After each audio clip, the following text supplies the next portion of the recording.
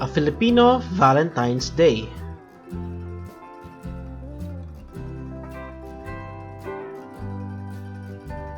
People all over the world consider February the love month.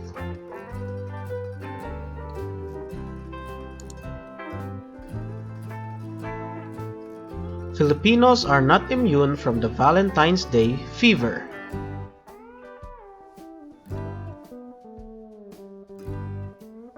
Apart from Christmas, Valentine's Day is considered one of the most commercialized holidays in the Philippines.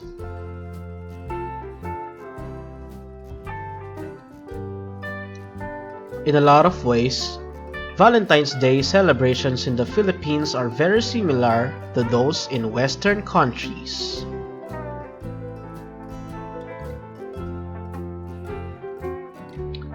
Though February 14th is not declared an official holiday, you will feel the Valentine's vibe everywhere you go.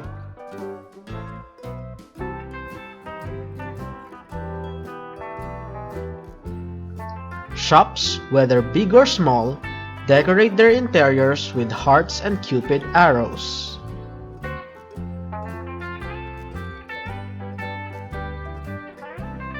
Hotels and restaurants become jam-packed and fully booked, and prices of flowers and chocolates skyrocket.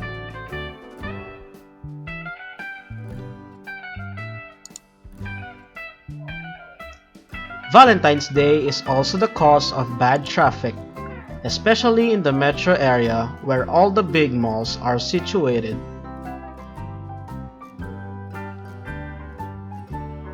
Another sign that it's Valentine's season in the Philippines is the amount of proposals.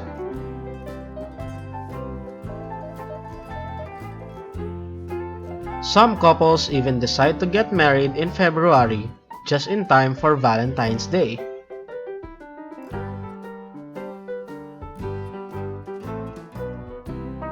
Maybe it's because of the sweet atmosphere everywhere, but February makes a good time for someone to confess their love or propose to a significant other.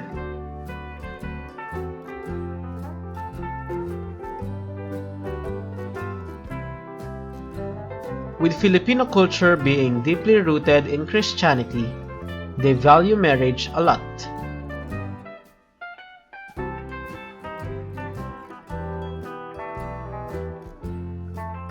This is why some of them decide to wed on a special occasion or season to associate the start of their marriage with a special date.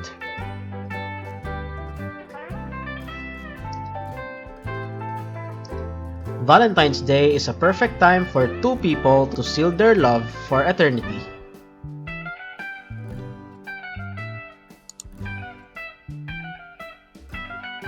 Some cities and municipalities kick off the love month with hundreds of couples exchanging their I do's at the same time.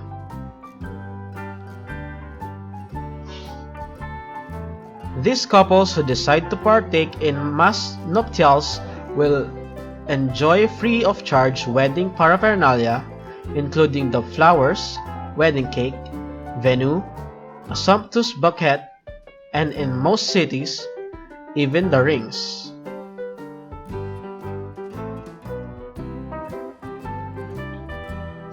The only thing that they should do is register ahead of time with their personal documents and show up in their formal attire on the day itself.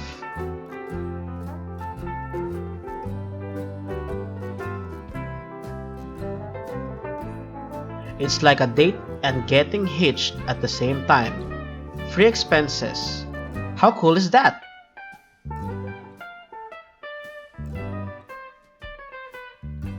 For several years now, mass weddings have been officiated in different provinces to help out couples who are struggling to afford to hold their own wedding ceremonies.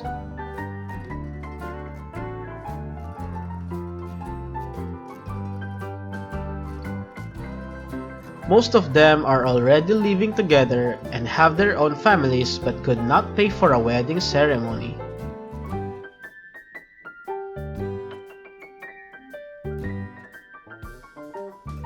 This makes February one of the most common wedding months.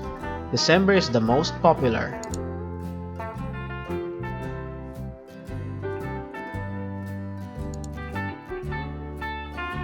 It only goes to show that the desire to get married to a loved one will always be etched in every Filipino's hearts, regardless of your status in life.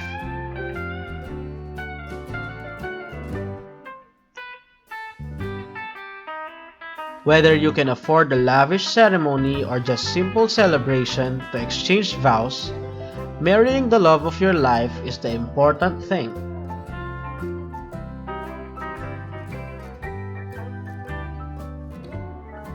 Sure, there might be a lot of ways Filipinos celebrate the Valentine's season, but one thing is for sure. Everyone tries to make sure that they show their love and appreciation to their loved ones during the season of hearts.